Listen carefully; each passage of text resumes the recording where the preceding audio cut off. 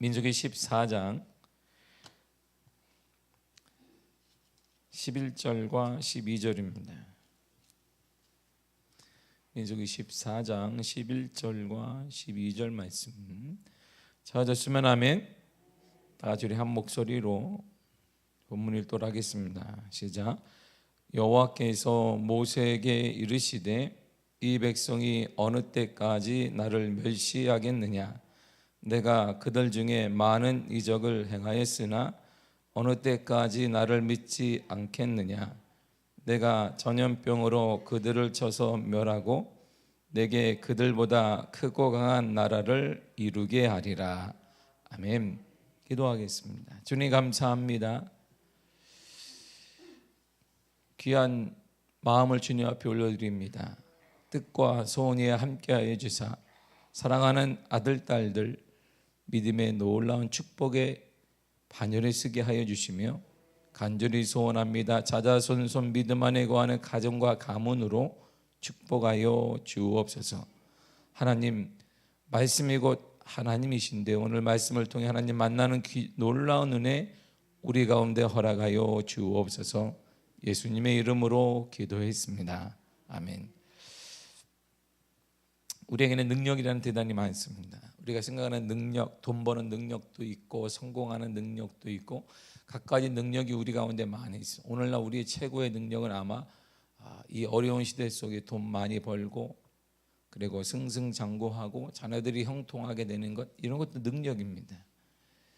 아무튼 우리가 생각하는 능력은 우리가 생각하는 거에 조금씩은 다르지만 남들보다 위가 되거나 남들보다 많이 갖거나 남들보다 좀 더 누리게 되는 것, 이것이 각가지 능력이다라고 말하게 됩니다. 430년 동안 노예 생활을 하다 한 민족이 자유민이 되는 기적을 맛보게 되었습니다. 그것도 자신들 스스로 힘을 키워서 전쟁을 통해 이루어낸 것이 아니라 하나님의 전적인 은혜인 장자의 죽음을 통해 기적을 이들은 맛보게 되었습니다. 더 나아가 이들이 홍해바다가 갈라지는 놀라운 기적을 통해 바닷길을 건너가는 우리가 상상할 수 없는 은혜를 경험하게 됩니다. 그리고 사막에서 죽을 수밖에 없는 200만 명의 사람들을 매일 만나를 통해 하나님이 먹이셨고 때로는 코에서 냄새가 나서 먹을 수 없을 정도로 고기를 주셨습니다. 이런 하나님의 은혜와 기적을 경험한 이스라엘이 40일간 가나안 땅을 정탐하고 돌아와 보고한 후의 반응은 하나님의 마음을 상당히 불편하게 만들었습니다. 모든 능력을 허락하시고 인간이 상상할 수 없는 기적과 능력을 허락하신 이 이스라엘 백성들이 하나님의 명령에 따라 모세를 통하여서 대표를 뽑아 40일간 12명의 대표들이 가나안 땅을 정탐하고 돌아왔어요. 이들이 하나님께 이스라엘 백성들에게 모세에게 보고를 하는 것이 상당히 그 내용이 하나님의 마음을 불편하게 했습니다. 그래서 하나님은 이렇게 말씀하셨어요. 본문의 11절을 다 같이 읽겠습니다. 시작. 여호와께서 모세에게 이르시되 이 백성이 어느 때까지 나를 멸시하겠느냐. 내가 그들 중에 많은 이적을 행하였으나 내가 어느 때까지 나를 믿지 않겠느냐. 아멘. 이들의 보고를 다 들은 다음에 하나님의 결론이 하나 있어요. 나를 멸시한 것이다. 나를 경멸했다. 나를 모독했다. 이렇게 말씀하십니다. 이처럼 하나님을 멸시한다는 의미가 뭐냐면 멸시했다. 왜냐하면 본문 마지막에 보니까 믿지 않았기 때문이다. 그러니까 지금도 하나님을 믿지 않는 것은 하나님을 경멸하고 모독하고 멸시하는 거예요. 이 시대가 아무리 어렵다고 시대가 많이 흘렀다 하나 그럼에도 불구하고 하나님을 믿지 않는 것은 지금도 동일하게 하나님을 경멸하고 하나님을 욕보이게 하고 하나님을 만만하게 보고 하나님을 멸시하는 행위다, 이런 말이죠. 그렇다면 모세는 이들과 달랐는가? 모세도 이들과 크게 다르지는 않아요. 동일한 인간임을 우리가 알 수 있습니다. 모세도 전에는 이스라엘 백성과 똑같은 처지였어요. 고기를 달라며 원망하는 이스라엘 백성들을 보면서 모세가 생각했습니다. 어떻게 저 사람들이 하나님의 고기를 달라고 하느냐. 우리가 지금 자유민이 된 지가 얼마나 되었다고 고기를 달라고 하는데 얘가 지금 사막인데 이 남자만 60만 명이고 가족까지 합치 200만 명이 넘는 사람들을 먹이려고 할 때 어떻게 고기가 가능하겠느냐, 이런 생각을 하게 됩니다. 더군다나 그들의 원망이 모세를 향하여서 아론을 향해 이제 하나님을 향해 원망하면서, 야, 그래도 우리가 이집트에 있을 때는 고기도 먹고 부추도 먹고 메론도 먹고 막 모두 먹었는데, 야, 지금 먹을 게 아무것도 없구나. 사막을 봐라. 본인들도 알지만 그럼에도 불구하고 모세를 향해 하나님을 향해 고기를 달라고 원성을 피게 됩니다. 이 많은 인구가 고기를 먹을 수 있겠냐? 이런 마음에 크게 낙심을 하게 돼요. 그래서 모세가 하나님께 뭐라고 했냐면, 하나님, 이들은 도대체 바뀌지 않을 것 같습니다. 나를 죽여달라고 이렇게 정확히 얘기를 합니다. 나를 죽여달라는 거야. 그때 하나님은 이렇게 말씀하십니다. 민수기 11장 22절과 23절입니다. 시작. 그들을 위하여 양떼와 소떼를 잡은들 조카오며 바다의 모든 고기를 모은들 조카오리이까. 여호와께서 모세에게 이르시되 여호와의 손이 짧으냐? 내가 이제 내 말이 내게 응하는 여부를 보리라. 아멘. 자, 그때 주님은, 하나님, 양떼를 잡은들 소떼를 잡은들 바다의 모든 고기를 잡아도 이들을 못 먹입니다. 그러니까 나를 빨리 내 지도자로 세워가지고 괴롭게 하지 말고 나를 죽여달라는 거야. 이때 하나님이 모세에게 말씀하시기를, 여호와의 손이 짧아졌느냐? 내가 430년간 하나님의 은혜 가운데 살기는 살았으나 노예 생활하던 그들을 아무런 전쟁도 하지 않고 자유민이 되게 한 것도 나이고, 홍해바다 가는 것도 나이고, 매일같이 만나를 먹는 것도 나인데 이제 고기 문제에 있어서만큼은 하지 못하느냐? 지금도 인생의 주권자이며 인도자이며 역사하며 주관자이며 생명의 주관자라고 믿는 그 하나님이 이 문제만큼은 안 되느냐? 지금도 예년에 되고 2000년 전에 되고 1000년 전에 되었으면 1500년 전에도 되었으고, 그런데 2022년에는 안 되더냐? 이런 말이에요. 나는 3000년 전에 4000년 전에는 가능했는데 지금은 안 되더냐? 나는 지금으로부터 시계를 쭉 돌리면 4000년 전이 바로 아브라함 시대예요. 4000년 전이 욥 시대입니다. 그리고 3000년 전이 바로 다윗과 솔로몬의 시대예요. 2000년 전이 예수님의 시대이고, 그리고 우리가 500년만 더 쭉 넘어가게 되면 그때가 종교개혁 시대입니다. 그때 하나님의 역사가 가능했고 은혜가 나타났으며 기적이 나타났고, 우리나라 130년 전에도 하나님의 은혜 가운데 이 조선 땅에 놀라운 복음의 역사와 은혜와 근대화가 나타나게 되는 것이 하나님이신데, 2022년도에는 안 되느냐? 이렇게 묻는 거예요. 지금은 안 되느냐? 지금은 안 되느냐? 지금은 내 손이 짧아가지고 안 되느냐? 그때는 키로 다 됐는데, 이렇게 말해요. 동일한 사건과 동일한 여건과 동일한 환경입니다. 지금도 우리의 삶은 크게 달라지지 않았습니다. 유사합니다. 이때 하나님께 우리에게 원하시는 것이 뭘까요? 바로 믿음이에요. 믿음. 나를 멸시하느냐? 왜 2022년도에는 나를 안 된다고 멸시하느냐? 나를 믿지 않는 것이 나를 멸시하는 거다, 이렇게 말해요. 성경은 우리들에게 하나님의 일이 다른 데 있지 않다라고 말. 하나님의 일이 뭐냐면 바로 이게 하나님의 일이에요. 요한복음 6장 29절입니다. 시작. 예수께서 대답하여 이르시되 하나님께서 보내신 이를 믿는 것이 하나님의 일이니라 하시니. 아멘. 뭐가 하나님의 일이에요? 믿는 것. 누구를 믿는 것? 예수 그리스도를 믿는 것. 바로 그것이 하나님의 일입니다. 지금도 한상을 믿는 거, 현상을 믿는 거 아닙니다. 물질을 믿는 거 아닙니다. 사람 믿는 거 아니면 그 누구 믿는 것이 아니라 지금도 예수 그리스도를 믿는 것, 바로 그것이 하나님의 일이에요. 여러분들이 하나님의 일을 쓰임받기를 원하고 하나님께 놀라운 축복의 은혜를 받기를 원한다면 가장 먼저 할 일은 뭐냐면 예수 그리스도를 믿는 것입니다. 현상을 믿는 게 아니라, 물질을 믿는 것이 아니라, 손에 가진 거 믿는 것이 아니라, 그 무엇을 믿는 것이 아니라 예수 그리스도를 믿는 것입니다. 표적을 믿지 말고, 환경을 믿지 말고, 사람을 믿지 말고 하나님을 믿으라는 것입니다. 하나님께서 보내신 구원자 예수 그리스도를 믿으라 이랬어요. 근데 여전히 우리의 모습은요 달라요. 여전히 달라요. 그래서 2000년에 주님이 인간의 모습을 보면 이렇게 바울을 통하여서 말했습니다. 고린도전서 1장 22절입니다. 시작.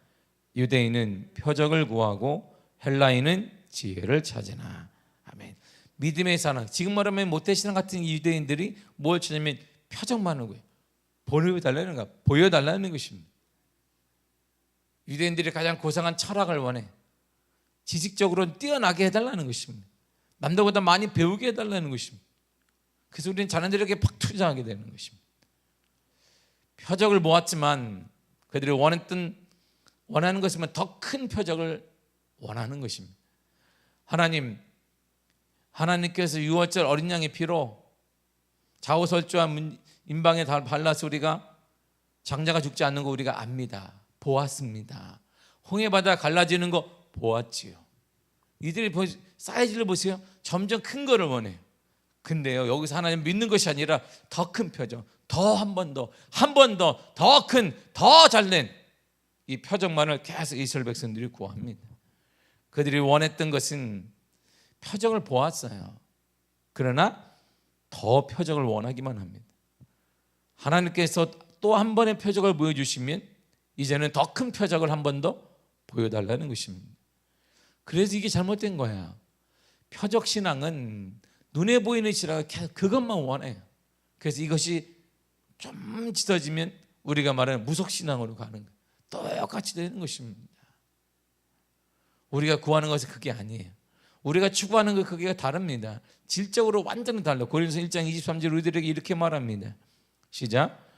우리는 십자가에 못 박힌 그리스도를 전하니 유대인에게는 꺼리는 것이요 이방인에게는 미련한 것이로되. 아멘. 우리가 믿는 것은 뭐냐면 그리스도를 믿습니다. 그 그리스도는 어떤 분인데 십자가에 못 박힌 그리스도를 믿습니다. 유대인들이 보기엔 십자가니까 꺼리게 되는 것이고 그 이방인들이 보기에는 미련해. 저를 어떻게 믿노? 이 시대는 지금 과학의 시대, 이 시대는 물질 만능의 시대, 이 시대는 정치 있는 시대, 이 시대는 권력이 있는 시대에 예수 그리스도를 믿는다는 거 어리석은 거 아니겠냐 이렇게 얘기하는 것입니다. 그 적지 않은 많은 그리스도인들이 설득을 당하고 그래서 그리스도를 버리고 힘을 쫓고 권력을 쫓고 물질을 쫓으며 등 돌리는 것이 오늘날 현실이기도 합니다. 그럼에도 불구하고 우리가 추구해야 될 것은 예수 그리스도, 십자가에 못 박힌 예수 그리스도, 그분이 십자가에 못 박히셔만 돼요. 그래야 우리가 살기 때문입니다. 여러분을 살기 위해, 여러분을 살려내기 위해 대신 십자가에서 못 박힌 그리스도, 이것이 우리가 추구해야 될 은혜입니다. 우린 그리스도를 구하고 그래서 원해야만 돼요. 왜냐하면 그것이 우리를 놀랍게 변화시키는 힘이기 때문입니다. 이렇게 말해요. 24절 읽겠습니다. 시작. 오직 부르심을 받은 자들에게는 유대인이나 헬라인이나 그리스도는 하나님의 능력이요 하나님의 지혜니라. 아멘. 부르심을 받은 우리에게, 부르심을 받은 저와 여러분에게는 그리스도는 뭐냐? 하나님의 능력, 하나님의 지혜다 이런 말이에요. 누가 능력이에요? 그리스도가 말해요. 예수 그리스도 하나님의 능력이고 예수 그리스도 하나님의 지혜다 이런 말입니다.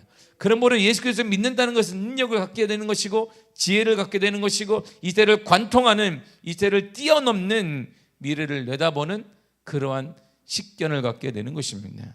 이처럼 하나님을 믿지 않고 예수 그리스도를 구하지 않고 표적, 기적만 구하는 백성을 위한 하나님의 정하신 뜻이 있어요. 야, 이들이 계속 표적만을 구하니까 하나님이 그래, 뜻을 내가 정했다는 거야. 12절이 이렇게 말해요. 본문 12절 읽겠습니다. 시작. 내가 전염병으로 그들을 쳐서 멸하고 내가 그들보다 크고 강한 나라를 이루게 하리라. 아멘. 두 가지잖아요. 이들을 멸하리라. 무엇으로? 전염병으로. 이전에 경험하지 못했던 질병으로 멸하고 더 크고 강한 나라를 하나님이 세우겠다는 거예요. 이야, 대단하잖아요. 하나님이 이런 분이 그냥 사랑하죠. 기다리죠. 그런데 하나님의 기다림은 늘 한계가 있어요. 하나님을 끝까지 기다리지 않습니다. 그냥 촛대를 옮기는 거예요. 이렇게. 여러분들 기다립니다. 우리 교회를 기다립니다. 우리 가정을 기다립니다. 우리 자녀를 기다립니다. 그러나 그는 끝까지 아니라 어느 순간이 되면 하나님이 촛대를 옮겨요. 이게 모세가 두려워했던 거예요. 모세가 가장 두려워했던 말이 이것입니다. 하나님 없는 형통, 하나님 없는 번영, 하나님 없는 잘됨, 이게 모세가 두려웠던 것인데 우리는 좋아한단 말이에요. 하나님이 없어도 잘 되는 것, 하나님 없어도 번영하는 것, 하나님 없어도 형통만 하면 되는 거예요. 이게 우리예요. 이게 우리. 그래서 기독교가 땅에 떨어져 기에서. 그래서 오늘날 교회마다 쫙 식어버린 것입니다. 모세가 가장 두려워했던 건 그것이 초막이나 빈궁이나 상관없이 주님이 계신 그곳이 천국이라는 거야. 사막에 있더라도 주님이 거기 계신다면 여기가 천국이라는 거야. 이게 모세 신앙이었어요. 하나님의 뜻을 정하셨습니다. 그래, 표적만을 구하고 더 큰 표적을 또 표적을 구한다면 내가 보내신 그리스도 우리의 구원자를 믿지 않고 하나님을 믿지 않고 계속 표적만을 구한다면 내가 이들을 멸하리라. 무엇을 통해? 한 번도 경험하지 못했던 전염병을 통해, 그리고 전혀 다른 새로운 민족을 이루게 하리라 그랬습니다. 그러면 현재 우리의 모습을 보세요. 현 시대를 보세요. 맞지 않을까요? 이런 말이죠. 하나님께 돌아가야 할 것이 분명히 있습니다. 돌이켜야 할 것이 분명히 있는 거예요. 교회마다 그리스도인들의 자랑은, 또한 교회의 자랑은 세상의 것과 크게 다르지 않습니다. 건물을 자랑하고 성공을 자랑하는 그리스도인들. 교회는 이런 성공학을 가르치는 강연장이 아니에요. 교회는 평안한 마음을 갖게 하는 수련장이 아닙니다. 마음 수련해야 하는 곳이 아니에요. 제가 몇 번 얘기하지만 한국 개신교 안에 있는 마음 수련에 있습니다. 100% 잘못된 거예요. 주님이 이렇게 만든 게 아니에요. 기독교는 마음을 다스리는 종교가 아닙니다. 이것이 깊이 한때 천주교의 성자였다라고 하는 성 요한의 가르침에 따라 마음 수련의 장이 지금 많이 생겼어요. 개신교 안에. 이 시대에 도피, 피정을 하는 것처럼 말이에요. 천주교에 사람들이 비싼 돈을 내고 가는데 절대 바는 거 아닙니다. 마음을 다스리는 종교가 아니에요, 기독교는. 근데 계속 가잖아요. 그 이유는 왜요? 완전한 변화가 이루어지지 않기 때문에 또 가는 거예요. 비싼 그 돈을 내고 가죠. 홍천으로 가고 어디로 가요? 마음 수련의 장을 찾아. 교회는 마음을, 평안한 마음을 갖게 하는 수련장도 아니고 성공학을 가르치는 강연장도 아닙니다. 근데 어느새 교회는 교회의 머리 되시고 주인 되시는 예수 그리스도의 이름, 예수 그리스도의 능력, 예수 그리스도의 흔적이 사라져 버렸어요. 그것이 우리 그리스도인들에게는 삶의 모습이요 징표의 능력임에도 사라져 버렸습니다. 분명 하나님은 예수 그리스도는 하나님의 능력이요 하나님의 지혜니라 그랬어요. 할렐루야. 예수 그리스도 하나님의 능력이며 하나님의 지혜인데 그리스도가 사라져 버렸습니다. 그래서 무너져가는 거예요. 교회가 무너져가고 그리스도인들이 세상의 손가락질을 받게 된 것입니다. 그리스도인들이 이 세대를 철저히 본받고 있어요. 너희는 이 세대를 본받지 말라라고 로마서 12장 2절에 말하는 우리는 철저히 뼈에사무치도록 이 세대를 본받고 있습니다. 이 세상이 추구하는 것을 우리도 열심히 추구하고자 그 길을 가고 있어요. 그 결과로 세상에 교회의 현실이 조롱거리가 된 거예요. 우리의 자랑은요 그런 게 아니에요.